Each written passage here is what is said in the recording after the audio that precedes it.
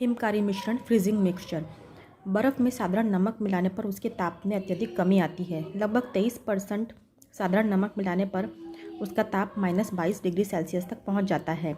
साधारण नमक के अतिरिक्त अन्य लवण जैसे NH4Cl, KNO3, KI आदि को बर्फ़ में मिलाने पर बर्फ़ का ताप काफ़ी कम हो जाता है और इस प्रकार के मिश्रण को हिमकारी मिश्रण या फ्रीजिंग मिक्सचर कहते हैं।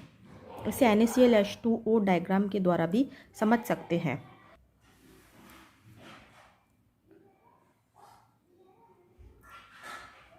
यहाँ 0 डिग्री सेल्सियस पर बर्फ़ के अंदर जैसे जैसे NaCl मिलाते जाते हैं वैसे वैसे उसका मेल्टिंग पॉइंट कम होता जाता है और यूटेक्टिक पॉइंट पर गलन क्रांतिक ताप यूटेक्टिक टेम्परेचर पर 3 फेस एक साथ इक्विलिब्रियम में प्रेजेंट होती है और स्टेबल होती है।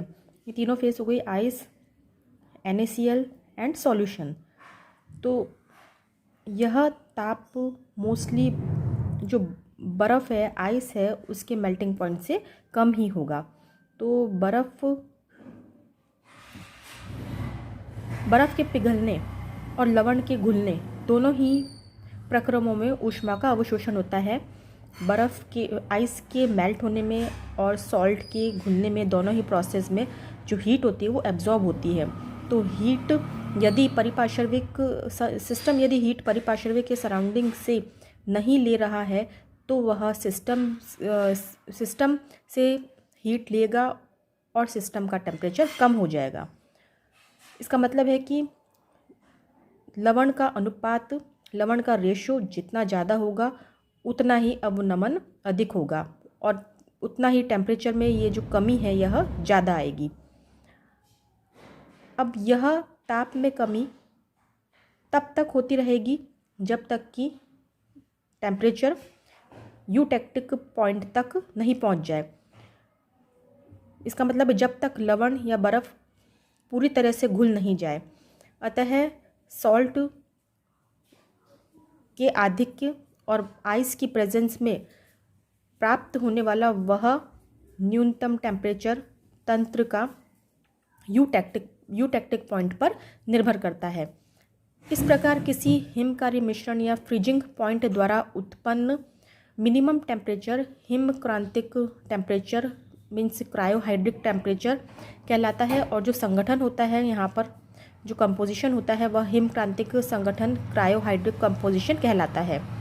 दूसरी तरफ यदि हम लोग ग्राफ को इस साइड से चालू करें, इट मीन्स NaCl 100% और उसके अंदर यदि बर्फ़ को मिलाए तो हम वक्र CB के सहारे जाएंगे और वापस B पर वही यूटेक्टिक पॉइंट आ जाएगा, वापस B तक पहुंच जाएंगे।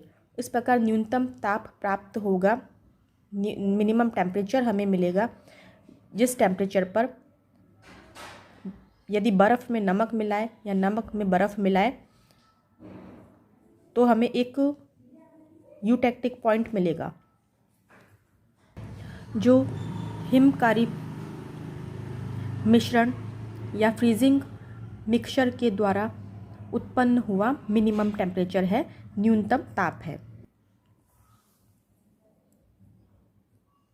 इस तरह से अन्य फ्रीजिंग मिक्सचर जिसमें तंत्र सिस्टम होगा जैसे NH4Cl प्लस बर्फ़, इसके अंदर कंपोजिशन होगा NH4Cl का 20.1 और यूटेक्टिक टेम्परेचर गलन क्रांतिक ताप होगा -16 डिग्री सेल्सियस।